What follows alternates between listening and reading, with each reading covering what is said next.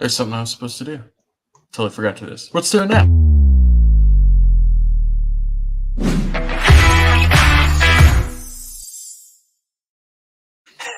It is nothing but immaculate production here at the Cover One Roundup podcast. Folks, welcome in to the Cover One Roundup podcast. I am your usual host, David Fox. With me, as always, is the wonderful and amazing UberHansen.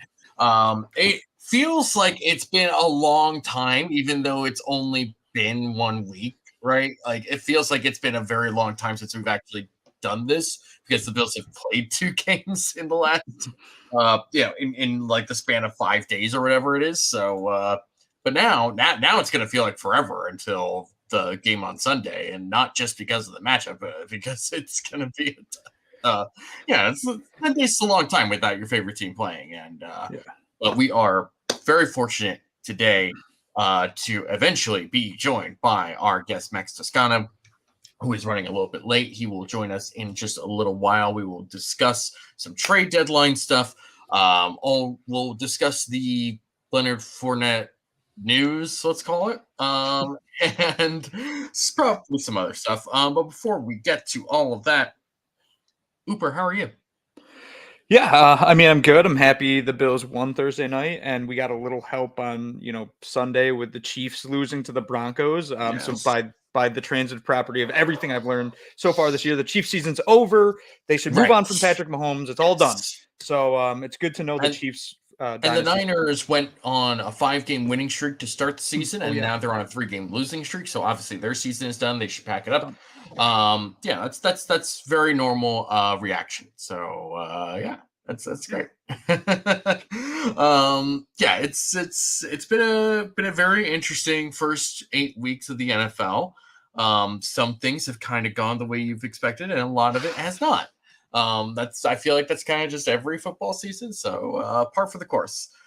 It's going to be with the trade deadline coming up. There's already been one major trade, and that is Leonard Williams to the Seattle Seahawks, which is a very interesting move by both teams. The Giants get a second and a fifth. I think the second is for 2024. The fifth is from 2025. So the Giants get a pretty solid deal out of this, but they also have to eat like $9 million this year in order to move him. For the Seahawks, it's interesting because this is Leonard Williams' last year on his contract, right? So he'll have to re-sign with the team. Will they? It's not like I haven't necessarily looked at it, but they don't strike me as a team with a ton of cash always available. I can just very quickly look at that. Not that this really has anything to do with the Bills, but I'm always interested in stuff like this. Let's see. So the Seahawks are kind of in the middle of the road where they've got like $7 million right now. They'll have about 17 going into next year.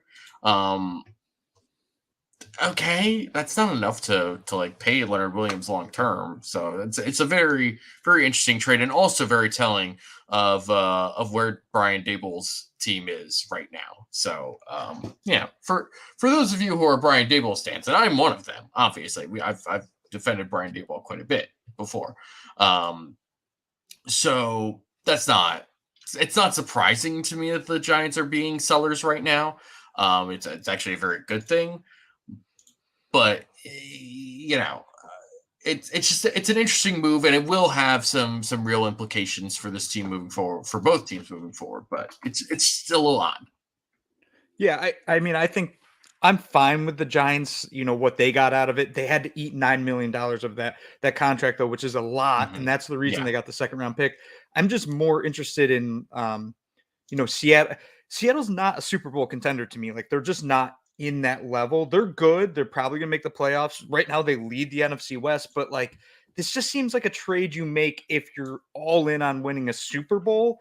And I don't really see the Seahawks in that regard, if that makes sense. Yeah, I mean, that's fair. We'll see what happens. I think Seattle's a good team, but again, like you said, this is a move that a Super Bowl contender makes. And I don't know if they're necessarily that right now. Well, we'll see. They are currently leading that division though, because the Niners have lost 3 straight games. So we'll see. That's really been the main trade deadline news so far. Now that we're past the time to restructure contracts, it looks like whatever moves are going to be made, it's not going to be done with that in mind necessarily. So keep that in mind. There's also a rumor that I saw that Derrick Henry was like set to go to the Ravens before the Titans owner ended up nixing the deal, which is very interesting. The Ravens right now are playing very well. They're one of the best teams in the AFC. To me, they look like the favorites in the AFC. And the biggest thing has just been their offense, and Lamar's probably playing his best football as a passer, I would say, so far in his career. And in terms of their run game, it's always going to center around Lamar to an extent, just because he's so dynamic as a runner. But they were clearly looking forward to having J.K. Dobbins available, and it's unfortunate that he got hurt again, especially in week 1. And since then, it's been like Justice Hill and Gus Edwards, and now it's like it's just lacking that extra element to kind of take them to that next level. And I think Derrick Henry, even given his age, would have provided them that extra level. So it's a shame for them to not be able to get that deal done, but it's not for everyone else. So everyone else is probably just like wiping their brow, like, okay, we dodged that bullet at least. Yeah. I think Derrick Henry in that offense with Lamar Jackson, it makes it so much more difficult to defend, because you got to stack the box to defend Derrick Henry, and then you have Lamar booting out to the right or left. Like, he's essentially untackleable by a single person. It would have kind of broken how you defend the Ravens. Where, to me, like as a Bills fan, Derrick Henry doesn't really do much for me. Like, I'm not super interested in it. Like, I'm more than happy to ride with James Cook. In fact, I know this will sound crazy, I'd rather have James Cook in this Bills offense than Derrick Henry. So I'm just happy the Ravens didn't get Henry, that he's going to stay in Tennessee. Yeah, I mean, the other thing with Derrick Henry obviously is taking on that contract that he has, which is not like backbreaking or anything like that, because most running back contracts just aren't at that level. But it is a lot to spend on a running back that you're probably not going to be extending afterwards either. So I don't know, it's tricky. But with the Titans now, playing well with an actual quarterback potentially, it's going to be an interesting time in Nashville. They're 4-4 now? I think that feels wrong, sure, but that also feels like a very Titans thing to just be like, there's no way they're 4-4 after the way they played, but like they might actually be 4-4. Yeah, they are 3-4. 3-4. Okay, yeah. That makes it feel better. Yeah, Will Levis looked really good. The one rumor I saw today that's actually interesting is Ryan Tannehill to the Jets. I could see Ryan Tannehill going to the Jets. I could see him going to the Vikings. I could see him staying in Tennessee. Like, maybe even the Falcons. Although if the Falcons didn't get Tannehill in the offseason, like, I don't think they're necessarily surrendering anything for him now. The Jets and the Vikings are probably the biggest ones. The Jets would probably be more likely, just because I think they know they have a very limited window to try and grab someone and kind of extend what they have going right now. They're a team that's like, there's no reason for that team to be 4-3 right now. It's actually ridiculous for them to be 4-3 right now. Yeah, especially that game yesterday. My gosh, honestly, the fact that they almost lost to Tommy DeVito is hilarious to me, first of all. And I don't know if you ever catch like local announcers when they call a game for their team, but the Jets announcer, when they won the game, essentially said something like, the kick is up, it's drifting left, but it's good, and the Jets win. Somehow, I'm not entirely sure how. or something to that extent. I'm like, yeah, me neither. I'm not totally sure I really want that game either. The Tannehill thing is going to be probably one of the biggest questions coming in to tomorrow. Is just like I could really see Tennessee keeping him, right? Like I just don't know. Like I'm forgetting myself now. I could see Tennessee keeping him from a realistic standpoint, right? Like just in reality, Tennessee could probably keep him, and I wouldn't be surprised by that. In my brain, I know that that's stupid though, because there's no reason for you to keep Ryan Tannehill at this point, right? Like Will Levis threw 4 touchdowns in yesterday's game. Ryan Tannehill has thrown 4 touchdowns the entire season. We're in week 8. Like, come on. Like, you can't sit here and try and convince me that, like, well, Ryan gives us a better chance to win the game. It's just like that. That's not true at this point in his career. It's just not a thing that I'm willing to believe right now. I think that, and Levis is a rookie. You need to be able to see what you have in a rookie. You have to be able to see this. And if you're just going to continue to kind of piddle around with Ryan Tannehill because he's been on the team for a couple of years now, then I'm sorry, you're not all that serious about winning. Because I mean, you're running out of excuses to keep Tannehill, right? Like, he's not the best option, and he's hurt right now. And what's the point in keeping Tannehill at this point? There's no reason to keep Tannehill at this point. If there are teams calling, whether that's the Jets, the Vikings, or whoever, take those calls for sure. Figure something out. Yeah, I mean, after the way Will Levis played yesterday, like, I don't think I think that's a little bit of a flash in the pan. I'm not saying that Will Levis is a flash in the pan. I'm just saying it's one game. Like, he's not going to throw 4 touchdowns. We're not right. We're not expecting Will Levis 4 touchdowns in every game or something like that. But at least it's a great start, and he's done more this season already than, like you said, Tannehill's done the entire season when he was been healthy. So at this point, it's like, why not ride with Will Levis? And also, what's the worst that happens? Oh, you don't make the playoffs? Well, you're probably not going to make it anyway. You have an outside chance, but I think you have to win that division. I don't think you're backdoor sneaking in as a wild card. So I don't know. It just doesn't really make sense for the Titans to hold on to Tannehill. Like, if the Jets are calling and saying, hey, we'll give you a 4th round pick for him. Okay, fine. Yeah, I'll take a 4th. What? Because it's better than just having Tannehill be your QB2 or even QB3, because they might be fine with, who is it? Malik Willis? Malik Willis. Yeah. Who by the way, had a couple of plays yesterday, and the fans booed him whenever he came in, which is just the most bizarre thing. It's like, he's just trying to play here. He's just trying to win. He's trying to play for you guys. And actually, thankfully, Will Levis, after the game, like, mentioned and kind of called out the fans for doing that. So good for him for doing that. But, like, that's just very, very weird. Anyway, we're going to kind of move towards more Bills-related trade ideas. I can see the chat is already talking about Kaiir Elam. So let's talk about Kaiir Elam. First of all, let's just start here. Do you think Kaiir Elam gets moved by tomorrow? Oh man, it's so. I wouldn't mind if he got moved tomorrow, but then there's also part of me that would be like, well, wait a minute, maybe we shouldn't move it. I'm straight 50-50 here. Like, he might get moved, he might not. It's just the Bills aren't going to get a 3rd round pick for him. He's not worth that anymore, I don't think. Like, you're talking a 4th round pick probably, and I just don't know if that really makes sense this early in his career to do.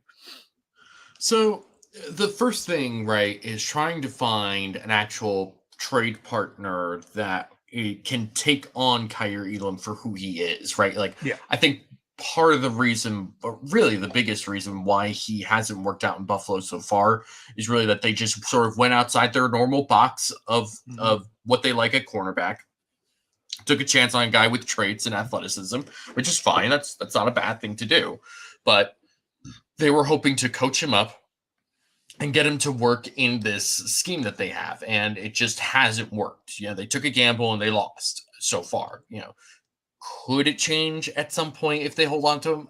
Technically, yes. Theoretically, yes. That's a thing that can happen. Do I see it happening? Probably not. At this point, I just sort of see it seems like the best thing for both sides is to get a fresh start. And for Elam, so that would mean going to a team that plays more man coverage. So you look at a team that the Bills just played in the Bucs, but they're already pretty loaded at corner with Jamel Dean and Carlton Davis both being on this team long term.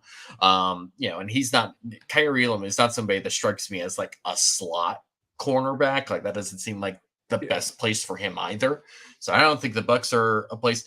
The Vikings with Brian Flores and the Lions with Aaron Glenn, both of those are very interesting because not only are they more man coverage type of teams, but they're also teams with a lot of draft capital that could be willing to give up those sorts of picks to get somebody like Kaiir Elam. Now, again, like you said, in order to feel good about moving on from Kaiir Elam by this time tomorrow, it would have to be a pretty decent pick, right? At least one pick, if not another, plus like sort of fringy roster type of corner, right? Like I'd want another corner in return for that. But it kind of just sort of feels like this team, to me, I don't want to move on from Kaiir Elam this year. I would rather that they keep him on this team right now. But I also think that because of the defense taking as many hits from injuries as they have, you really just can't afford to not have somebody that has been on this team for the last year and a half now. It seems a little irresponsible is probably like too aggressive and dramatic of a term, but it's just sort of like right now you have Dane Jackson and Christian Benford starting at corner, which is fine. It's not ideal, but it's fine. But if you lose either of them, then you don't have Kaiir Elam because you traded him. Now you have Jamarcus Ingram, right? Yeah. And like, they brought in Jamarcus Ingram on like one of the last drives in the Jacksonville game because they were just tired of Calvin Ridley eating Kaiir Elam's lunch, which is I get that. I understand that in the moment, but like they also still feel better overall about Kaiir Elam as a player than they do about Jamarcus Ingram. Otherwise, Jamarcus Ingram would be more active on the roster, I would think. Or it's just they're kind of just caught in a weird place with Kaiir Elam, where it's like if you keep him, you're probably not going to get what you want out of him for your team. But if you move him, you're moving on from somebody who's talented, who is probably going to play well in a different place, in a better situation that fits better for him. It's just tough. And this is the unfortunate part of taking a gamble. Sometimes gambles don't really work. Oh, I know that.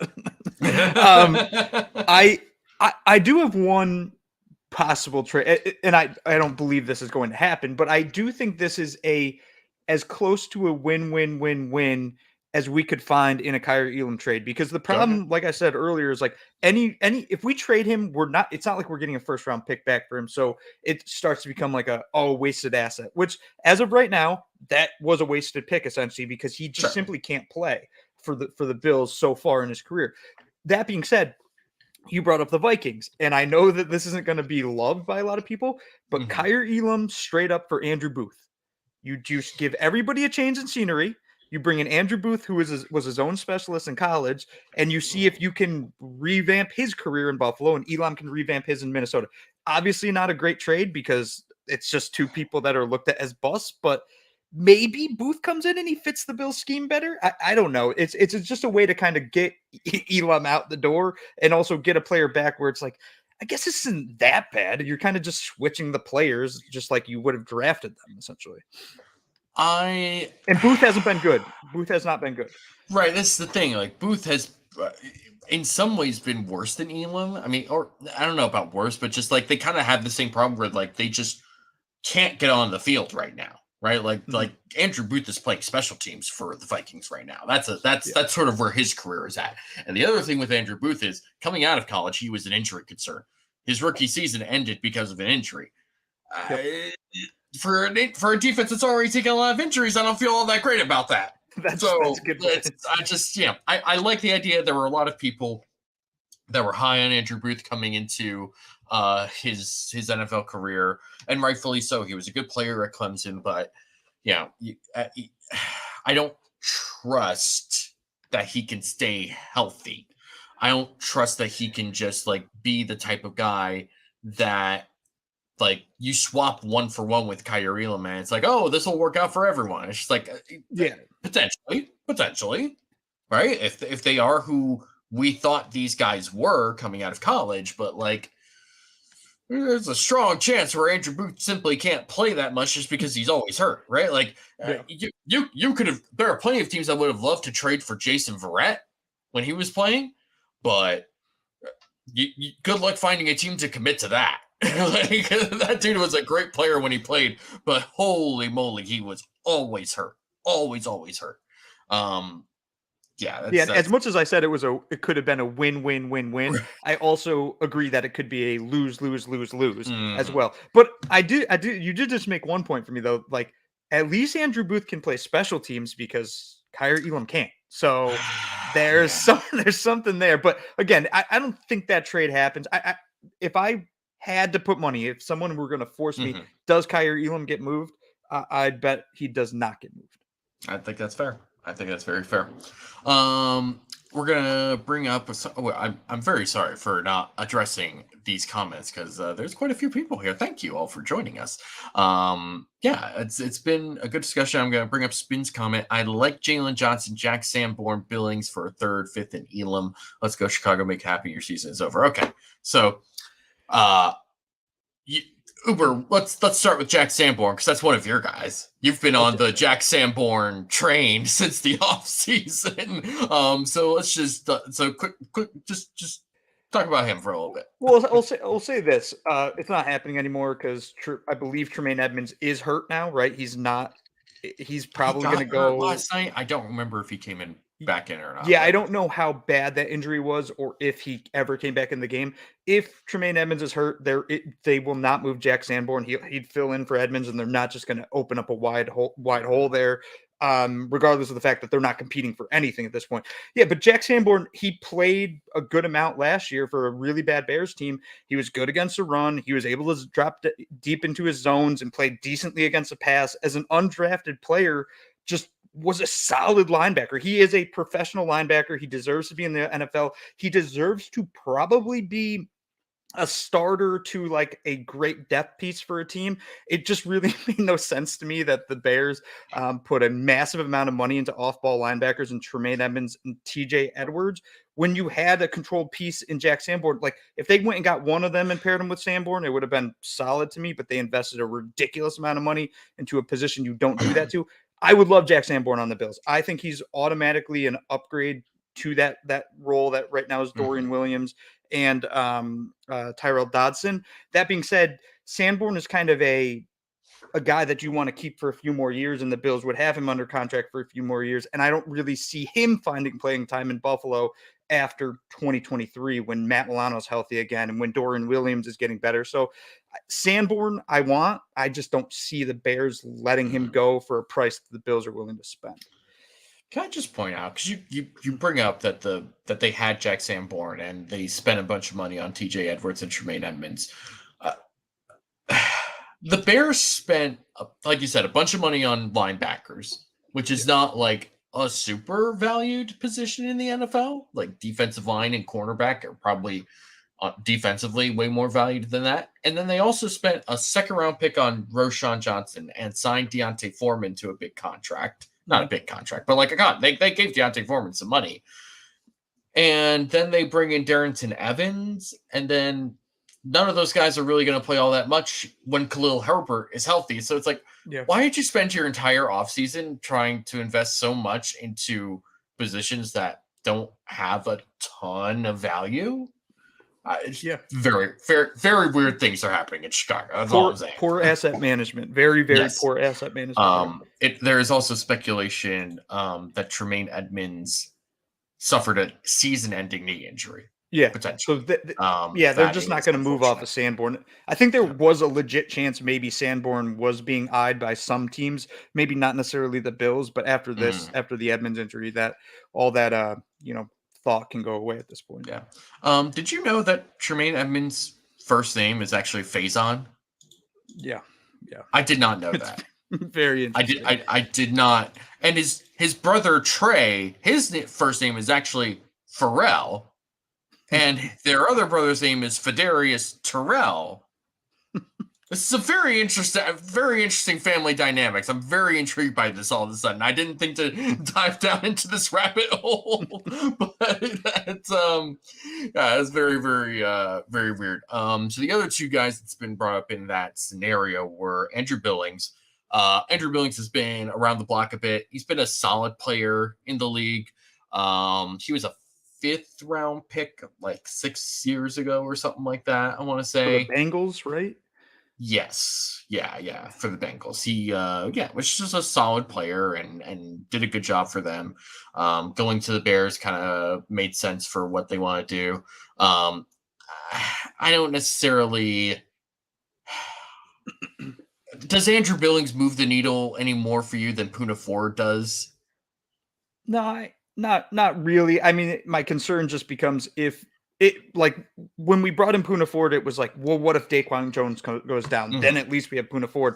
Now, if Right. Poona Ford goes down, we don't have a one tech. Like, we don't have anybody Sure. who can plug into that role, except maybe Ilianku, which we had a conversation about before the show, but that doesn't need to be repeated here. Yes. Yeah, I mean, Andrew Billings, I'm fine if the Bills got him, but he's not Sure. a guy where I'm like, oh yes, oh my gosh, we're so much better now because of him. He's a player that would be like, okay, that's fine. Yeah, the Bills are slightly better, deeper.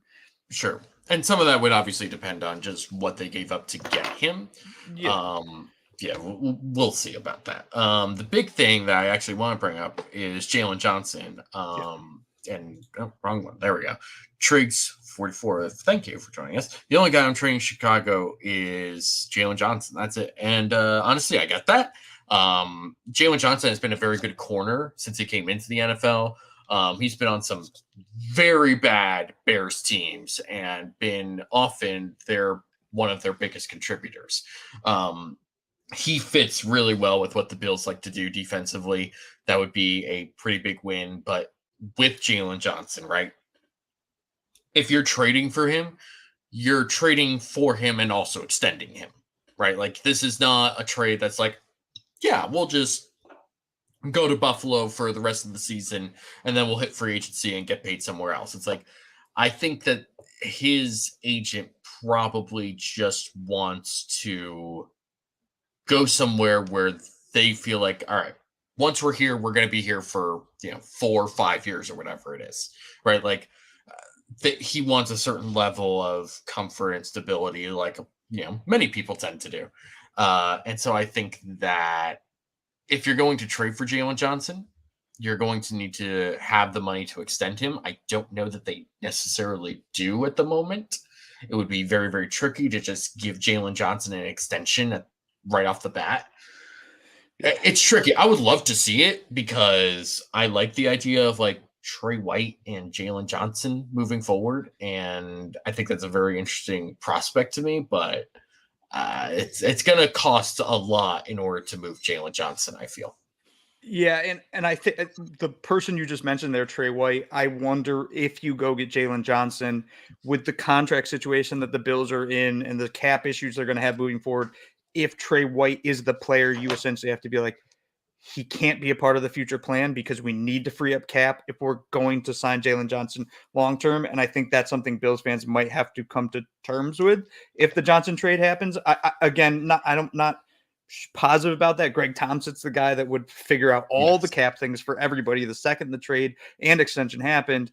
Jalen Johnson makes the Bills better. That's a move where the Bills trade for him, and all of a sudden I say, we fixed an issue. Like, we're okay now in the secondary. We still have kind of a weakness at one of the linebacker spots and maybe in the middle of the defensive line, but at least we don't have issues at all 3 levels. But He's going to cost a lot. Like, I don't think a 3rd round pick is going to get you Jalen Johnson. I don't think that Kaiir Elam's viewed well enough throughout the league where you could be like, well, we'll give you Elam and a 3rd round pick. I think the Bears would be like, we're just taking Elam. Like, he doesn't add to the 3rd. Yeah. So I think you're looking at a 2nd round pick maybe to try to pull him out of Chicago, plus that massive extension. And he's not just going to take, $7 million a year. He's going to want big money, and rightfully so. Right now he has a pass rating against of 24.7. That's ridiculous. Yeah, he would be. he's a good player, and he's been a good player. Like this is easily one of Chicago's better picks of the last couple of years. Yeah, it would be very interesting. Part of me would love to see this get done. I just don't see it happening realistically. This is what it is. Yeah, you get some interesting ideas, you get some nice thoughts, but all in all, it would also not surprise me if by this time tomorrow the Bills are essentially the same exact team that they were. Yeah. We'll just sort of briefly touch on Leonard Fournette signing with the Bills practice squad. This was something that was teased like a week or two ago. Nothing came of it then. So now it's official. Going to the practice squad. He's not going to be on the roster anytime soon, I feel. Just getting him used to the offense, getting him back to playing shape. I think that'll take a little bit. So, this move overall doesn't really do anything for me. I don't really believe in Leonard Fournette as a player at this point of his career. I've seen him during that time in Tampa. You can give me playoff Lenny all you want, but like that was only okay, right? Like I didn't necessarily feel super strongly about Leonard Fournette when they were in the playoffs. I thought he played fine, but overall, it's just this is not a move that does anything major for me. So. Yeah, I was at the supermarket when this news broke, which to me, I was just like, all right, cool. Yeah, Leonard Fournette. And as I'm standing in the checkout line, another Bills fan kind of saw me because I always wear Bills gear when I'm out and said, oh, we got Leonard Fournette. Like the Bills are all in this year. They're all in. And I just didn't have the heart at the time to tell him like, nah, man, like it's Leonard Fournette. He's not the Leonard Fournette you remember when he got drafted out of college. Yeah. He is just... He's just a guy now, like, and he's still, I believe, a plus pass blocker. So maybe that's his value towards the latter part I'm all of the season. for like a good pass blocker at running back. I think it's a genuinely good thing to have. But overall, it's just like, is he bringing more to this team than Latavius Murray is doing right now? Like, probably not. It is what it is. Yeah, that's sort of my over. And of course, with Leonard Fournette signing, of course, there were a lot of videos and talk about that Jacksonville game from 2018 where Shaq Lawson and Leonard Fournette squared up and took some shots at each other. I don't know what you remember of that game. I remember that game very fondly because the play that led to that. Right, like Dante Moncrief gets targeted by on Levi Wallace, who's wearing 47, by the way, in this game. Not his usual 39, right? Is what he normally wore. Yeah, it's just very weird, but also like undrafted rookie from Alabama going to Buffalo in 2018. Yeah, 47 sounds right. So those two are on the ground wrestling for the ball. Neither of them even tried to move after a certain point. Like they are just both wrapped up on the ball and are not going to let go. And then a scuffle starts breaking out. Leonard Fournette is not in on this play. He was not on the field when this happened. He came off of the sideline, grabbed his helmet, came from the sideline to square up and start fighting people. And for some reason, he decided to choose Shaq Lawson of all people on that team to try and fight. It's just hilarious. And then they both get ejected from the game. And on their way out of the game, going up the tunnel, they're still jawing at each other. And it's just it's probably one of the best moments from that whole god-awful 2018 season, where it's just seeing this Doug Marrone Jacksonville team just fall apart, essentially. And then after that play happens, I think Jacksonville got a penalty, a tackle. They got tackled for a loss on goal to go, and then a pair of sacks that forced them to try and kick a field goal, and then they missed a field goal. I was pretty ecstatic At that point, I was just like losing my mind watching that game. Very fun game. That might be something worth watching. Just like I also have a vague recollection of after that game, like Shaq Lawson tweeting some stuff at Fournette and Fournette tweeting. Like there was a whole Twitter thing for like weeks where they were like threatening to meet each other in the parking lot behind Wendy's to beat the snot out of each other. I don't remember exact words, but that's where my mind goes. Like the Shaq Lawson Fournette thing. I mean, Shaq Lawson probably thought, well, if Jerry Hughes can threaten a referee to meet him in the parking lot after a game, I can threaten a player, right? Like that's small peanuts. So once again, and I don't want to make a habit of this, but it's starting to become one. We forgot ad reads. So first thing that we're going to do is listen to our wonderful friends, Greg and Aaron from the Cover One flagship show and talk about One Pass. Many people ask us the best way to support us here at Cover One, and that is to sign up to become a Cover One Pass member. That contribution helps give us the access to all the data and information we use to create the content that you love. And I think most importantly, brings you into our community of insiders. It's a great community based on Slack. I know a lot of people don't want to be on social media anymore or be in on those conversations. We bring all of it to you right in our great community of educated fans. And most importantly, you get access to our content creators. Even better than that, everybody loves merch. You get awesome t-shirts, a cool decal, and a letter from the Cover One team signed directly to you. All for $60. That gets you the entire season, next year's free agency and draft. $60. Click the link in the description. Cover One Insider. Become one today. Thank you, Greg and Aaron, once again for being wonderful friends of the show and for reading that podcast. They're consummate professionals. They read it perfectly every single time. Yeah, you can't even get that in Hollywood right now. Jordan Poyer's driver. How does this guy know all this stuff about one incident in a 5-year-old game? Is anyone fact checking him? I'll tell you who's fact checking me. That was impressive.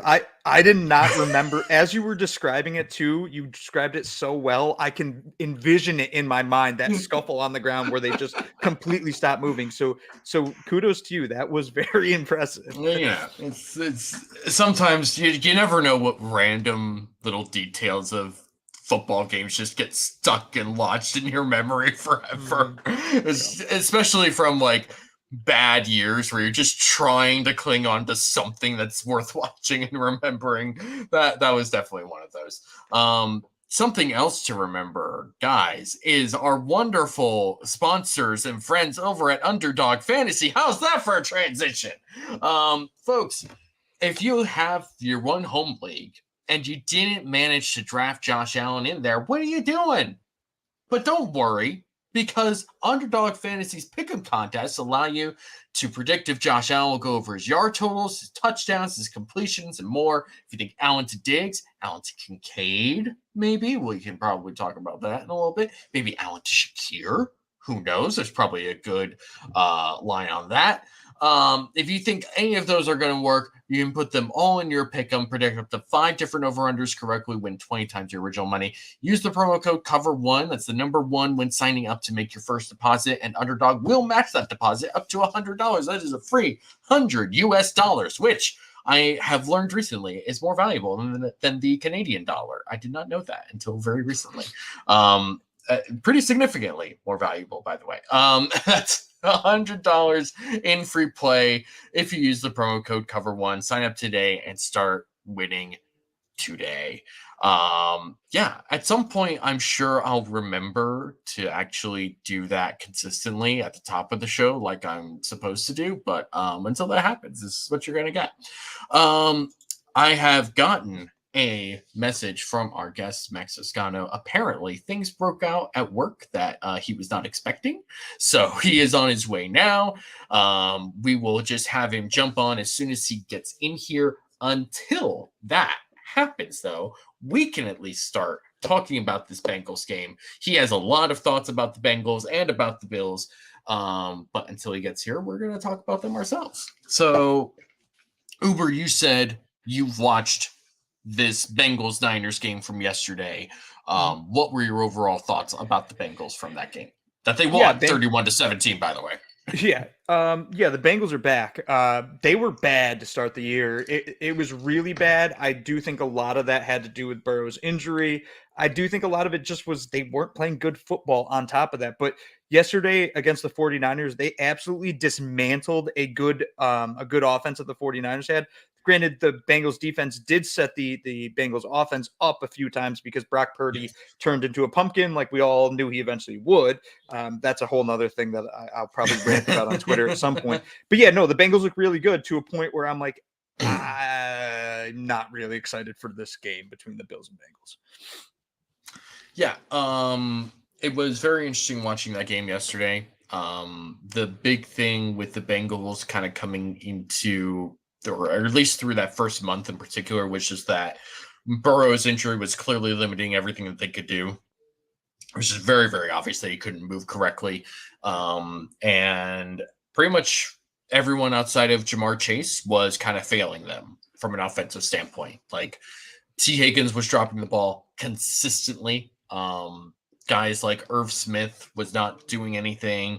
It just did not really work out well for them for the most part. For offensively, defensively, they were still playing well overall. But they kind of ran into some tough teams like the Ravens, where they ended up giving up quite a few points to them. But overall, you felt, or at least I felt, like the defense was going to carry them until the offense could start to correct itself. And after a certain point, I just sort of started wondering, like, is this offense going to correct itself? And like, especially like, it felt like they were just putting Joe Burrow at risk by continuing to play him and not letting him just sort of heal up from his calf injury. And right now he seems to be doing well, and it seems like he's like you said, they're back and they're ready to play. And one of the takeaways I had from yesterday was that T. Higgins is now contributing to this team. Joe Mixon ran the ball well, especially late in the game. Some other guys, who is it? Trent Irwin, right? That kind of long-haired, doofus-looking dude. Right? Yes. Yeah. He made a good play. Like there are now other guys that are stepping up for this team right now. That was not happening earlier in this year. It's also another reminder that like September is not the whole season of football, right? Like this is a game where things change, and sometimes things change very, very quickly. And for the Bengals, who spent a lot of September kind of just hoping to survive, which is basically what happened, they're now in a position where they're going to be competing with the Ravens for that, and I guess the Browns as well, because the Browns defense is not going to let anybody keep the offense. That the Browns offense is so bad, but the Browns defense, like in total opposite levels of good. It's very weird team right now, and it's a tough division that they're in, and I think that the Bengals are potentially the most complete team in that division. I think the Ravens are up there as well, but yeah, the Bengals are definitely a team to be afraid of right now. Yeah, and my biggest concern going into this weekend is like they just see on their offense versus the Bills defense is terrifying to me just because of the way that they can attack you. Like Joe Burrow, I just pulled up kind of his dots here. Like he threw 32 passes yesterday, 29 of them were under 15 yards. So he's looking in that intermediate area where the Bills have been susceptible. They did a good job against Baker Mayfield, but Joe Burrow's not Baker Mayfield. Joe Burrow's still Joe Burrow. And so this is going to be the best offense that the Bills have faced outside of Miami. I think this offense is significantly better than the Jaguars. I'm still not high on the Jaguars. Again, another debate that I'll probably rant about on Twitter. I mean, that's fair, right? Because the Jaguars have just been very inconsistent on offense, where it's like Calvin Ridley is going to go off this week and then totally disappear another week. And then Christian Kirk's going to be good this week. Actually, Christian Kirk has probably been their most consistent receiver this year, which is very funny considering the flack that signing got when it happened. And I was definitely one of those who did not think that was worth a trade, or the signing and the money that he got. But he's actually been really good for them since he's gotten there. Yeah, Calvin Ridley has been very up and down. Evan Ingram has been okay.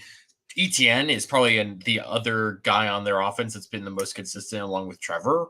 So but it's just been a very weird up and down sort of season for the Jaguars offense. Like you said, Miami and now Cincinnati are going to be the best offenses they have faced. And, when the Bills faced Miami, they were very healthy and ready to go and showed exactly why they were contenders in the AFC. And ever since then, it's been injuries to Trey White and to Daquan Jones and to Matt Milano, which has caused the defense to understandably, significantly drop off. And I don't think that this is just going to be a tough matchup. And especially given the way that the Bengals are playing right now, it's going to essentially come down to the Bills' defensive line trying to control and pressure Burrow as best they can. This would be a great time for Von Miller is back kind of game. I also don't necessarily know how realistic that is. It's going to be tough. This is a very difficult matchup for the Bills defensively, and I think any game moving forward is going to be difficult for them, just given all the hits that they've taken on defense. It's tough. I don't know what kind of options they have at this point moving forward. Yeah, and I think that the Bills could, just like you said, I think it's going to come down to the Bills' defensive line. Can they get to Burrow early, and can they get to him often and also contain him? But my concern after watching the 49ers game was Joe Burrow looked really good on the ground. He was under pressure for most of that game. Mm-hmm. I think it was Nick Bosa had 12 pressures yesterday, which is a ridiculous number. Yeah. But Burrow just was escaping over and over and over again because he was seeing lanes. He trusts his leg. He's comfortable with his calf right now. And so now it's going to put the Bills in a bit of a pickle here. You can blitz him all you want. Like, you could send Terrell Bernard up certain gaps. You can hope your defensive line dominates. But if he sees a lane, he's going to take it. And then meanwhile, you somehow need to find a way to slow down T. Higgins, Jamar Chase, and Tyler Boyd, and Irv Smith if he gets going, and contain Joe Mixon. Like, this Bengals offense just is a plethora of weapons still. They struggled early on, but like we said at the start of this, a lot of that was because Burrow wasn't healthy. And when Allen wasn't healthy last year with his UCL injury, the Bills kind of looked like the offense didn't work correctly. The Bengals went through the same thing, and now they're through it, and Joe Burrow looks healthy at this point. Right. And through all of that, right, the Bengals defense still played very well overall. They had, a game or two where they didn't dominate necessarily, but this defense has really been carrying this team up until the last couple of weeks, essentially. And it's a tough defense. It's a very athletic defense, and it's a well-coached defense. I mean, Lou Anarumo was a finalist for that Cardinals job that ends up going to Jonathan Gannon. Again, it's very strange, and I've brought this up before. Like, Anarumo's path to being one of the best defensive coordinators in the NFL and now a hot head coaching candidate is very, very unusual, because he was the Bengals' fourth or fifth choice for defensive coordinator when Zach Taylor got hired. Like, they were looking at Jack Del Rio. They were looking at, I think, Aaron Glenn at one point. They were looking at a couple different guys, and pretty much all of them said, no, I don't want to go to Cincinnati. I'm not going with this team. And then suddenly you bring in Anarumo, who had been like a DB's coach or something like that for the Giants, and he puts it together, man. He just found a way to make it work. And I had concerns about this Bengals defense coming into the season because they lost their starting safeties in Jesse Bates and Von Bell, who weren't just products of this scheme. Both of them were very good players, and Jesse Bates has been good for this Falcons defense. Von Bell has, I don't watch a lot of Panthers football. I have no idea what Von Bell is doing these days, but I'm going to assume he's not necessarily the problem in Carolina right now. And so I just felt like you bring in Dax Hill from last year's draft. You have Nick Scott coming over from the Rams. You have young guys at corner as well. It's I feel like a lot of what Anarumo does has to do with what they do on the back end of coverages, right? And especially with those safeties. And so plugging in a bunch of new guys in the secondary felt like there's probably going to be a learning curve for this group. And so far, the learning curve has not been that steep for them. They've really taken to it. They've done a really good job, and they've been really consistent. It also helps to have the defensive line that they've had, right? Like DJ Reader is phenomenal. Trey Hendrickson is another just great player. Sam Hubbard is kind of a perfect counter to what Trey Hendrickson does.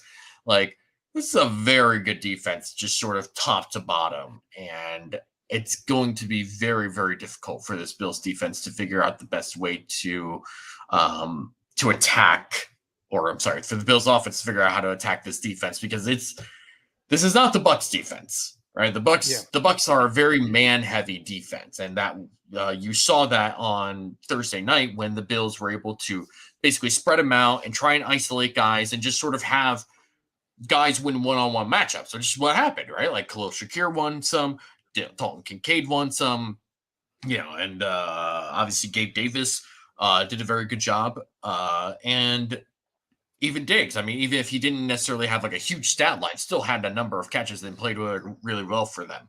So it's going to be a difficult matchup for them overall.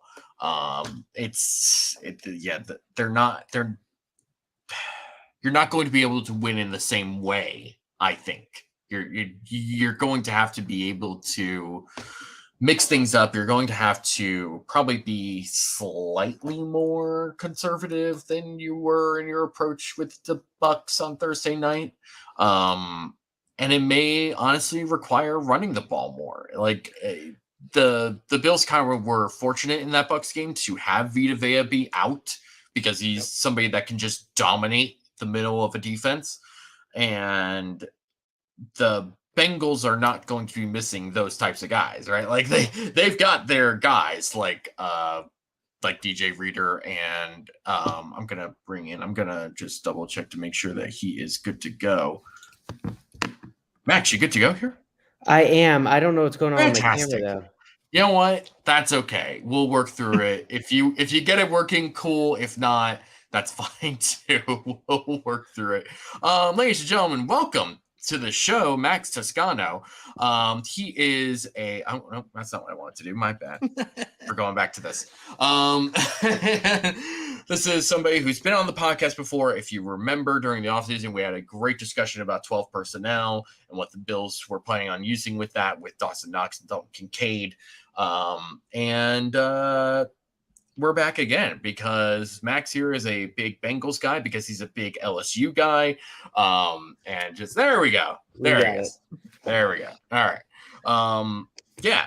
So Max, how are you? I asked Uber at the top of the show. Now I'm gonna ask you, how are you today? Man, today was certainly a day. I just had a big work emergency that was mostly self-created. But who among us has not had that happen? Yeah, not my finest moment, but I kind of wriggled my way out of it, just like the Cincinnati Bengals. There's the transition. So poorly. I mean, just their quarterback's hurt. They don't know what they're doing on offense. They're sort of, an off season late to adjust to new issues that they're having, and they wriggled out of it, and they're still alive. Just like what, just like me.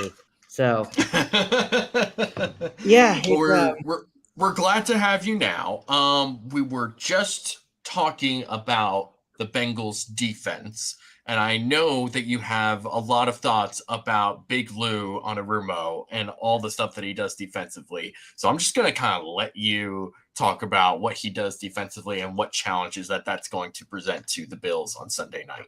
Yeah, it's fun because, he really does sort of everything. This is very much an identity-less defense, which is a bad thing for an offense and a really, really good thing for a defense if you can nail it, because you can just sort of chameleon your way through the season, adapting to your opponents at a super high level. I mean, this has been a defense that's taken a minute to gel with two new safeties, especially since so much of the defensive communication runs through the safeties. and the fact that they've played a handful of pretty good offenses, but they've been really, really close at this point to putting some serious stuff together. I think we saw that especially with the Seahawks game, which is by far their most impressive game. You know, you throw the Rams aside, 17 points to the 49ers. It's a little fake because they move the ball pretty well. But like they're able to adapt to whatever they face. They have the corners to play man. They have the interior D linemen to sort of eat space and play odd fronts. They've got the penetrators and edge rushers to play some, you know, your typical NFL 4-down stuff. They've got the linebackers to do pretty much anything they want. And so this is a unit that's, I think by December, January is going to be so good because they just, I think they can really beat you in a lot of different ways. So it's, you know, you go into a game talking about what to expect from the Bengals defense. It's the only thing you can really expect is the fact that Trey Hendrickson is going to be a big part of this game, rushing the passer off the edge, and everything else is going to be pretty different week to week. So it's a challenge for any offensive coordinator. And I think if you ask anybody who's going to go play against them, their answer is just going to be, you know, we're going to go run our stuff and try to do what we do well and hope it works. Yeah, you bring up Trey Hendrickson. It's so funny because, like, I just thinking about how this current Bengals team has been formed, it's been a lot of decisions that I think most NFL teams and media people kind of just looked at as like, really? That's your choice, right? Like Zach Taylor's going to be your head coach. Lou Anarumo is going to be your defensive coordinator. Really? You're giving Trey Hendrickson $60 million to be a defensive end? Like you're elite level defensive end after like one good season with New Orleans. Yeah. And it's just all worked out for them. I don't think anybody really expected Trey Hendrickson to be this sort of guy. Like all the sort of data of what we have on pass rushers kind of suggested that like his last season with New Orleans was like not fluky necessarily because it wasn't bad before then, but it was just sort of like, this is probably somebody you don't want to spend this kind of money on. Yeah. And then the Bengals are like, yeah, bet we're going to spend this much money and he's going to be a steal at this point. Yeah. You know, I'm starting to wonder if this is kind of a thing with pass rushers, because I may be wrong on this because I haven't poured over his data, but I feel like I remember when Max Crosby first broke out with his big sack numbers, that everybody was talking about how, you know, the data indicated a regression. And that's not to question the data because we've seen it with guys like Bud, people like that with these big sack numbers that fall back to earth. But I think there's something to be said about well-developed, really athletically there, ready-made edge rushers that, you know, you can sort of project a little bit in these situations. Like I think with Max Crosby particularly, you see this freak show, you know, perfect size, perfect length, obviously explosive, bendy, everything. And, you know, maybe he wasn't, and again, I may be totally wrong about his data. I just feel like I remember this. But with Hendrickson, I think you turned on the New Orleans tape, and it's a guy with a lot of tools who had no pass rush plan early on in his career. Right. And I think it's something that led to a lot of inconsistency, but when he won with his athletic ability. And I think that you got to give a lot of credit to both the Saints for developing him, because they had Ryan Nielsen at the time. He's the man. Yes. And you look at the way the Bengals have developed D linemen with, you know, not just him, but guys like DJ Reader was obviously always good, but they've really found a good role for him. And they've sort of harnessed Trey Hendrickson's sort of natural athletic ability, his size, and really made him into a player who has a game that works for him. And I think they got away with it a little bit process wise on that one. But like, you know, you're lucky, you know, it's skill if you're right, and it's, you know, and That's you're right. stupid if you're wrong. But it's been a really good just couple of years for the Bengals with the way that they've been able to construct this team, and their staff has been a big part of that. Moving more towards the Bills offensively, right? I mean, you and I have talked offline about what the Bills did, particularly what was different between like their couple of games slump, you know, with the Patriots and the Jags and all that, versus what they did against the Bucs. Yeah, we kind of touched on it that like what they did against the Bucks may not be the most sustainable thing, just sort of based on the way that the Bucks have been play on defense in particular. So just sort of touch on that a little bit more, because you're probably going to be able to explain that a little bit better than I will. Yeah, it's so they spent a lot of time in 11 personnel with Kincaid as the one tight end, which means you basically only have 5 blockers and you have 4 receivers on the field. It's basically, you're sort of lining up as like almost like a mid 2010s Big 12 air raid offense where you have 4 receivers on the field and 5 blockers. And the Bucks are going to go out there and play man against everybody. Obviously, because it's Todd Bowles, but you look at who their corners are. I mean, there's a reason they re-signed Jamel Dean when nobody expected them to. He's a great man corner, and Carlton Davis, who is such a dude. I love that guy. He's awesome. Yes. I think he's so underrated. But like, the Bills have had issues with man coverage earlier this year, which is unexpected for a Bills team, but like they have. So, the Bucks went out there and they're like, we're going to do this, because again, they hadn't shown that 11 personnel look with just Kincaid. So if a team's going to go play man against you, you can go throw all these pass catchers out there because you're getting the favorable looks already. But for the first time, the Bills have, I thought did a good job coming up with man answers in their pass concepts. I thought they finally started doing a better job against the blitz. And, I don't think it's necessarily a big revolutionary change as much as it is, Josh Allen good versus Josh Allen bad determines how the Bills offense has played so far this year and pretty much every game for the last few years. Honestly, same for the Bengals. That's been us too. Sure. Yeah. But I think Josh Allen's a little volatile to do that. But like the way they do things in, with those 5, like true, like 4 pass catchers and no blockers on the field is tough, especially if they're not going to run the quarterback, which he'll do on his own, but like I don't think they're throwing him into the fire with a hurt shoulder. But I think if Lou Anarumo is the pragmatist we all know him to be, I think he's going to see that and he's going to answer it with potentially dime, and he's going to stick DJ Reader in the middle, eating 2 gaps.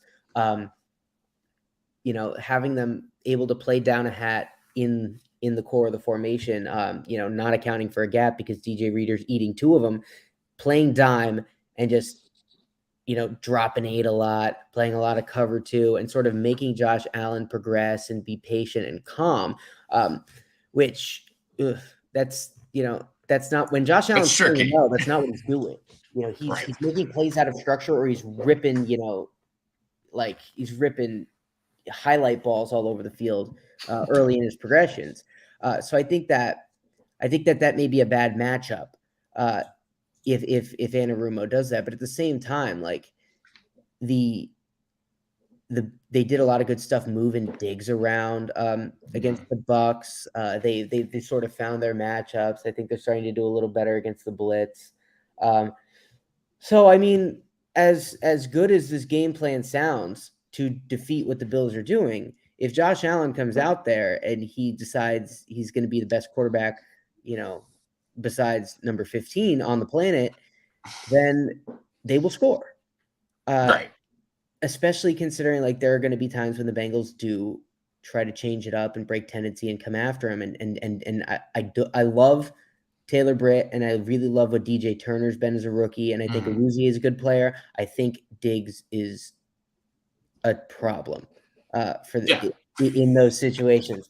And Kincaid, for all my criticisms of him being just a pass catcher, he's quite good at it. Very good at it, especially as a rookie to be able to come in and kind of do what he's been doing. Like, especially the way that he's been doing it is a bit unusual. Usually you kind of get guys that are able to sort of be schemed up, and he's sort of like in a way scheming himself up by just sort of being smart about where to go against coverages and stuff like that.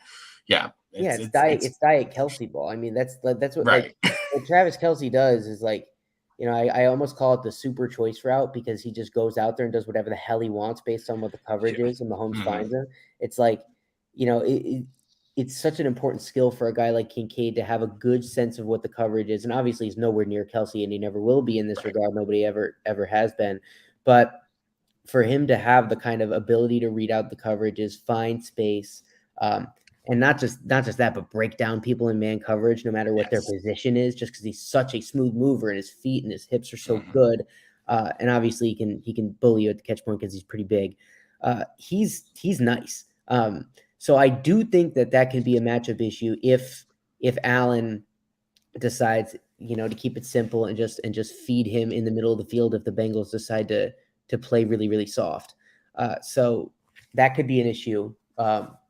Trying to think about how an air raid team would beat, emptied out coverages.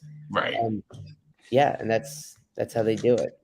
I mean, every Bengals game I've watched, though, like Jermaine Pratt and Logan Wilson just seem to be in the right spot at exactly the right time, picking off balls. They combined for 5 interceptions so far. Like, that seems to be a concern for me, at least, with, Kincaid running over the middle. Is Wilson or Pratt going to be just sitting there where Allen doesn't see him and they get another pick, adding to the total this season?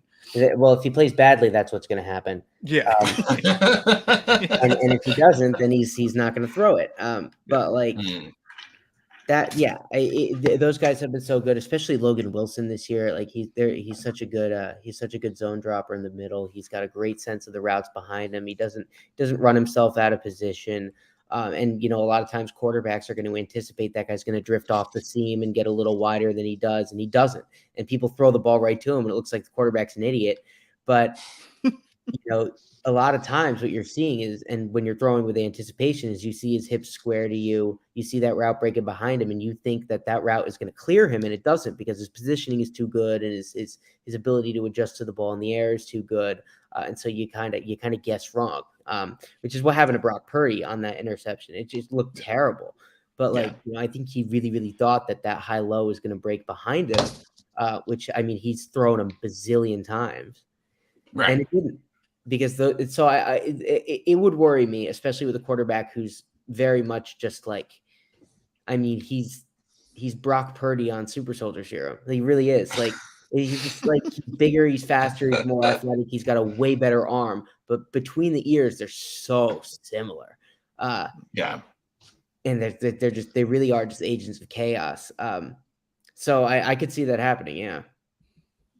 Yeah, it's going to be a very, very difficult matchup for the Bills offense to just go against a team that is pretty just stacked from top to bottom on each level of the defense. They have guys that can make plays and make really good just make good players be in bad positions or make something good be so wrong. It's going to be a very difficult matchup for the Bills. We kind of touched on the Bengals offense. I kind of think that we're all in the same boat. I know this because you've basically said the same to me about the Bills defense, just like not being able to really fully recover from all the injuries that they've suffered throughout this season. Yeah, it's just been all three of these injuries are devastating in their own way, and then combining them all together just sort of forces them to try their best to survive. And this past game against the Bucs was better in a sense, but it was, I think, in some ways just a result of Baker Mayfield kind of just not doing what he's supposed to be doing a lot of the time, and basically just him being Baker Mayfield. He does do that. That is the thing he often does. How do you feel about the way that the Bengals offensive line has been playing right now? Do you feel so? Obviously, they moved Jonah Williams to right tackle. They bring in Orlando Brown from the Chiefs to play left tackle. The interior all essentially is the same with Alex Kappa and Ted Karras, and Cordell Volson is still starting. Yeah, he's the left guard. Yeah. So do you feel good about the changes that they've made and sort of how they're protecting right now? I mean, honestly, not really. Like, I know they played so well against the 49ers yesterday, and they had their dudes. Like, they had, I'm pretty sure Hargrave played, but like obviously Bosa, Armstead, and a defense that's designed to just tee off. So they passed as hard a test as you can pass, right? Like that's the measuring stick for great defensive lines. So it's gonna feel out of place. But like, I mean, before that, like, I don't think they play very well as a unit. Like, they don't pick things up very well. A lot of guys have bad eyes. Their protection rules, like, they've been pretty good in the last couple years, especially last year. But like, I mean, they've looked pretty suspect this year. Like, anytime somebody's, gaming or twisting, they have issues with it. And maybe I'm spoiled watching LSU, just who does such a great job picking everything up, and they're so well coached. And this is like, it's crazy because people have been sending people from everywhere on them, and they just get everything picked up, twist games. The Bengals have had real issues with it. So most of this year, I know, like, they've been pretty terrible. But like, and they also have had huge issues run blocking, but they seem to have figured some stuff out yesterday. So I don't want to say that anymore because maybe they figured it out. But like, mostly, it's just not a line that really gels. It doesn't have a great sense of its kind of identity as a unit in the run game because they can't run very much. Because they're always in 11 personnel, and they don't really, unless Drew Sample's in the game, they don't have a tight end that can block either. So like, it's had issues gelling. Even though I think the players are individually pretty good, maybe with the exception of left guard, but like, I wouldn't be shocked if they have issues going forward. And I think that like a team that's really, really smart and has some good, especially interior rushers, which the Bills kind of don't anymore now that Daquan Jones is gone. I mean, Ed Oliver's pretty nice, but like, Daquan Jones was a guy I was kind of afraid of earlier in the year watching him, and just like all the stuff the Bills did to get him and Ed Oliver downhill. I thought that was going to be a really bad matchup, especially with how nicely it would have been. It would have been. Well, yeah, I mean, it's some of the worst. Like, I when the Bills beat the Dolphins, I was like, shit, this team is winning the Super Bowl. Like, they are like. Because I think that's how most of us felt too. It's funny. I really came to that conclusion not like after the game, but like I was watching the tape, and there's this one play early when the Dolphins ran counter. I'm pretty sure it was counter if I remember correctly, and like so they just played, like, they fit it spill overlap style, which means that, the first two guys spill their guys, and the third guy comes all the way from the other side and overlaps and makes the tackle, and like. So they spilled it perfectly, and Milano just looped over the top and just took out the legs of I think it was Mostert. He flipped over, and I was like, "Oh my god, these guys are seeing things so well. They're reacting." And Matt Milano's like, on the Mount Rushmore of best inside linebackers in the game right now, and they are playing in their system so well, and that's probably not even their scariest side of the ball. And I was like, shit, this team is going to win the Super Bowl. And then they all got hurt. And now against the Bengals, I think that's a huge, huge, huge issue because this is like, if you don't get interior pressure on Burrow, he's just going to step up in pockets and get to the backside of his progressions and do all that, Tom Brady stuff that we've all kind of come to forget that quarterbacks do. And like, I mean, what was the thing with Brady? It's like you can get as much edge pressure as you want, as long as, unless it's the guy's like straight up killing the tackle and beating him clean, like he's just going to step up and get to his backside dig and he's going to hit it. And obviously you can't play man against the Bengals, especially if you're missing your best corner. Like if the Bills play man against Bengals, it's over. Like, you're not covering Jamar Chase one-on-one without Trey White.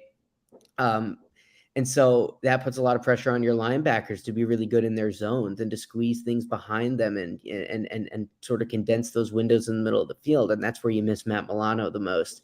So it's just a lot of holes where you need holes not to be against a team like this. And if yesterday's game didn't happen, I would say, yeah, but the Bengals are playing like garbage. So it's like, it's okay. But like Burrow's back. And for the first time this year, I'm comfortable saying that because like, the Cardinals game was whatever, it's Cardinals. But like he was clinical. And they didn't give them anything down the field either. It was just everything. I think their long completion was like 30 and it was like one play. And he was picking, and that's what'll happen when you don't have Milano. It's gonna be probably just sort of based on where these teams are now. A tougher matchup than when the Bills were healthy and playing Miami.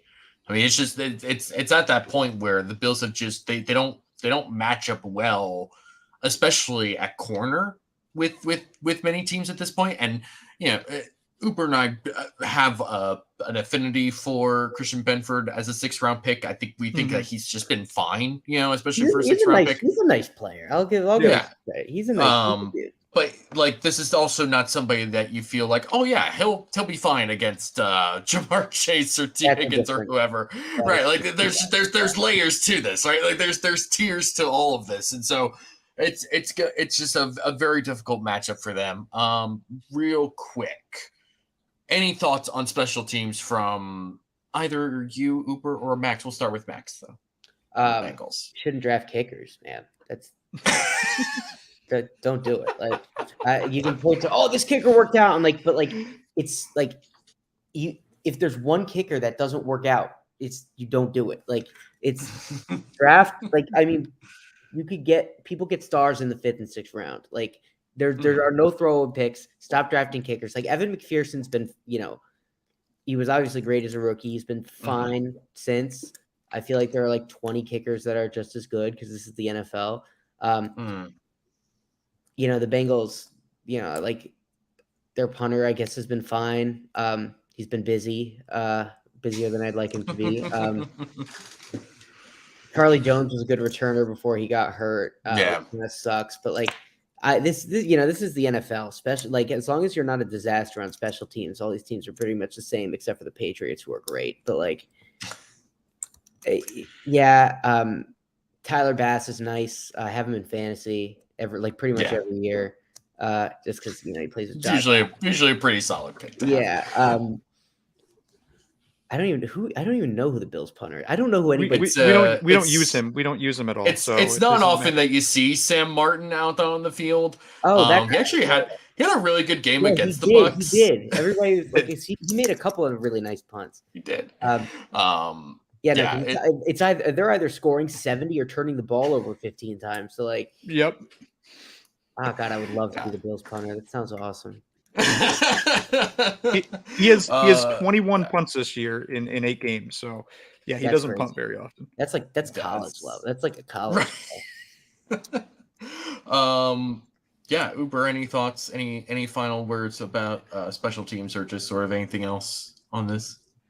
No, I mean, right before Max got here, shortly before, I was saying like, so I write a matchup preview every single week. I've done it since 2019. So I try to really dive deep into the Bills opponent and talk about how the Bills match up. I haven't even got into starting the Bengals yet. That whole process starts tomorrow. That being said, I haven't picked the Bills to lose in well over a year just because every matchup they've had, they've been so talented and they've just been so good that there was no reason for me to pick them to lose. I think I'm going to pick them to lose this week. I don't say that as a disrespectful thing to the Bills, obviously, as a diehard Bills fan.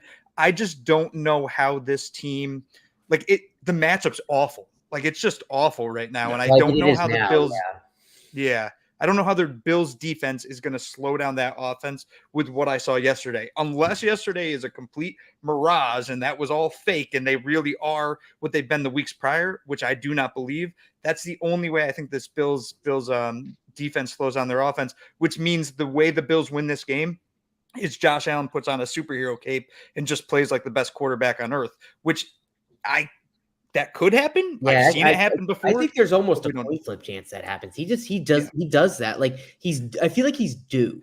Like, he played well against the Bucs, and then he kind of petered out. But like, he feels due, right? Like, he's just gonna. I don't know.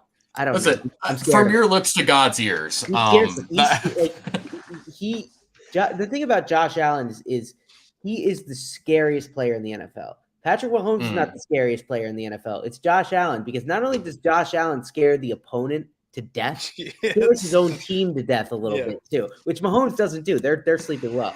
Right. So he's the scariest player in the league. Like, I'm uncomfortable about it.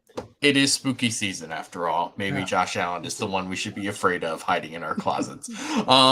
So we're gonna get out of here in just a little bit. But before we do that, I cannot possibly let you go without you doing true or rubbish again. Rubbish. Let's go.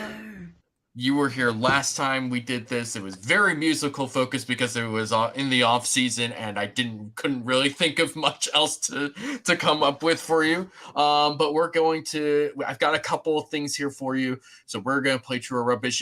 If you at home have never played this before, first of all, welcome. Thank you for joining us here on the Cover One Roundup podcast for the first time. Leave a like on your way out. But I'm going to be giving Max, and of course, Uber can participate as well.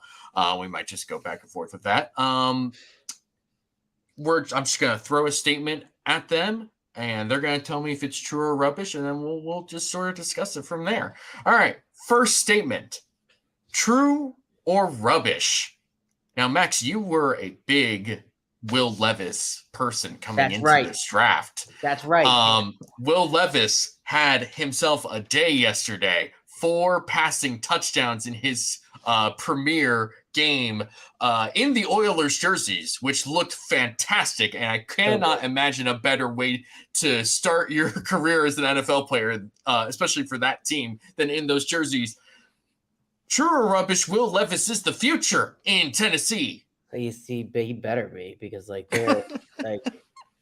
they're they don't. I don't know. They're so unsure about what they're trying to do. I think. Hold on. You need to play the game here. True or rubbish? No. That's true. I think it's true, because this was true. All after all, can't believe it. It was true. He's so I feel like he's so good, man. It's just I turned on the tape last year, and the situation around him was completely unworkable. It was so bad. It was so bad. They had I thought one of the worst offensive lines in the Power 5. The receivers were talented but young. The system was, they weren't getting guys open at all. So he was forced to work deep into progressions in a pretty pro style, drop back pass game behind an offensive line that doesn't work. And it's this guy got a serious dose of what the NFL is actually like, because his process was so sped up that he was, almost in NFL type pockets, right? He was having to get the ball out in under 2.5 seconds, like an NFL quarterback. And he was having to get deep into progressions. And it looked rough at times, but every time he did something that was really, really rough, not every time, but most of the time, I could just really ascribe it to situation. I think that if the Will Levis that existed last year were on this Kentucky team, they would be in the top 10 right now. And I think he was a better player than he was in the season everybody thought he was good, just in a vacuum. And so I thought the processing was good. The arm is obviously nuts. And I thought the accuracy was really took a leap between his first year as a starter and his second year. And admittedly, it was pretty. I thought it was a coin flip as to whether or not he ends up good in the NFL, and I still kind of think it is, because it always is for everybody, but especially for him going to a situation like Tennessee that also sucks. But having a guy like DeAndre Hopkins to lean on and take one-on-ones to, obviously it's so big for guys' development. Look at what happened with Allen and Diggs. Look at what happened with Tua and Tyreek and Jalen Hurts and AJ Brown and Joe Burrow and Jamar Chase. It's on and on. Justin Herbert and Keenan Allen, on and on and on. You need that Patrick Mahomes and Travis Kelce. You need that guy. And so I think that he's sort of identifying him as that guy. And he just looked, to me, the fact that he looked functional was really, really impressive. But we got the high end. We got the high end. And so do I think he's the future? Yes, if they don't really, really, really screw this up. And I think they might. But it's possible, right? Just sort of this is the same team that traded away AJ Brown just because they didn't want to pay him. Right? This is sort of what they are. Might screw this up. If Skoronski doesn't turn out good, and they screw up the O-line development, and then Hopkins just, ages out and they don't replace him, it could go south. But he's just I think he's going to do his part of that. For sure. Be the future. Uber, true or rubbish? Yeah, true, but he's got an uphill battle with me. Anybody that eats a banana whole or puts mayo in their coffee, there's something wrong there. So That's good. until I like that, though. I like that there's something wrong with it. Yeah, there's something wrong with it. He might be a little psycho, but yeah, I mean, the Bills have a psychopathic quarterback too, so I guess I can't really complain too much. All right. Moving on.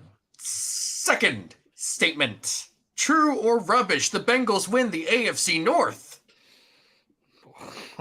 Yeah, that's not happening. That is rubbish all after all. It was all rubbish. Okay, so I love that you said that, and I knew you were going to say that because I also know that you're a big Mike McDonald fan. He's the devil, man. He is like he owns the the way he plays defense and the way he rotates on the back end. He is a nightmare for this offense. He's a nightmare for every offense. Obviously, look what he's doing, but he's death. He's death incarnate to the Bengals. They were lucky to win in that playoff game. Lamar played in that playoff game. They would have lost, and it would have been entirely because of Mike McDonald just frustrating. Well, and they lost O-linemen, but just Mike McDonald, he just has bodies where the routes are for the Bengals, man. And he's the GOAT. He's so good. And on the other side of the ball, Lamar is playing the best football of his career. I've always really wanted to see him in this. I loved him in the Greg Roman offense for early stage. Lamar Jackson was the right fit just because it made sense for that type of, for what especially Lamar when was they had some point. Dudes that, they were more functional at receiver than they were, and they could do some of the play action stuff. But Lamar Jackson's a pro style passer. He always has been. He was at Louisville. That was a super pro style offense, even though they were running some zone and power read. And with Monken, I think it's almost like he's back with Bobby Petrino a little bit, just with a supercharged, more modern version. And they've gotten to good. They've gotten to good at pass catcher. They're not great. Bateman's decent. Probably going to get, probably not going to stay healthy, unfortunately. Beckham, same, and he's not the same player he was, but he's decent. Right. Zay Flowers looks really nice. I was wrong about that one. The weight he put on has really made a difference. And Mark Andrews is a dude. He's sick. He's one of the best. You got to factor him into that. So they're good at pass catcher. O-line's balling out. They can run the football because of they can run the football out of 11 because of Lamar, because he can steal that extra body. And everybody is going to have that body in the box because you are afraid of Lamar running the ball no matter what. That guy can come out there in a wheelchair and you're going to be afraid of him running the ball. So that threat is huge. And he is just so good in the pocket right now that when you have a guy who can create like that, a guy who can drive your run game, and a guy who can work in the pocket like that, there's nobody else like him right now. Obviously, Mahomes is the best ever, I think, and is in a vacuum. And I think nobody compares to him, but there's nobody like Lamar right now as far as game planning against. And I think the Bengals are really only a game or so out, but I mean, the Ravens are getting better. And I think that the Bengals are too, but it's going to take another Joe Burrow MVP latter 2/3 of the season to even stay with them. And they have the first place schedule. The Ravens don't. I don't love that. They have to play Jacksonville. The Ravens, I don't think. Wait, no, they do they? I don't remember. Regardless, they have the first place schedule. The Ravens don't. So I think all these things, together, plus the fact that Mike McDonald's going to beat us again. We are going to lose that game. I'm going to be there. I have tickets because I live in DC. It's going to, I'm going to have nice all 22 view of just him getting bodies where I don't want them. And it's going to be terrible, and I'm going to hate it. But yeah, the Ravens I do like the Ravens organization. I love Lamar. But yeah, it's not happening. The Bengals play the Jaguars. Just get in. There you go. The Bengals play the Jaguars on Monday Night Football, December 4th. So that's going to be awesome, man. Just that's a nice helpful thing from our producer. Producer is me. Uber, true or rubbish? What do you think? I mean, did they win the division? I think that's rubbish. I mean, they're 4-0 out of conference right now. All rubbish. And 0-3 in conference, 0-2 in division. I think that's too big of an uphill climb. And I'm also still riding what I've been saying all season long, even though it's not looking great right now. The Pittsburgh Steelers are winning the AFC North. That's not. That's yeah. I'm hanging on. Kenny Pickett's hurt now, so it's only going to get better for me. Like Mitch Trubisky's better than Kenny Pickett. Yeah.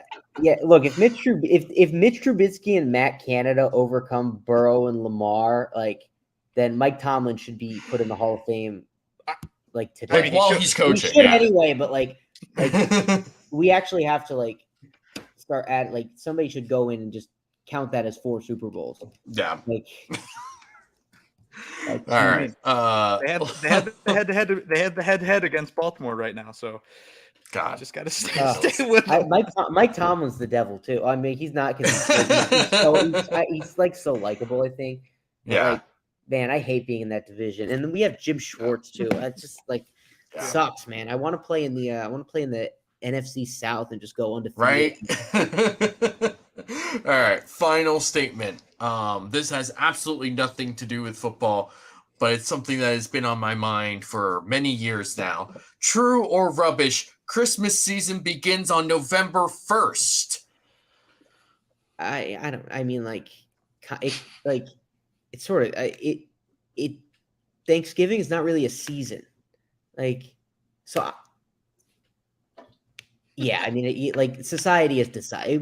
Society has decided whether you like it or not. Can believe it. It was true. Whether you like it or not, is a different question to me.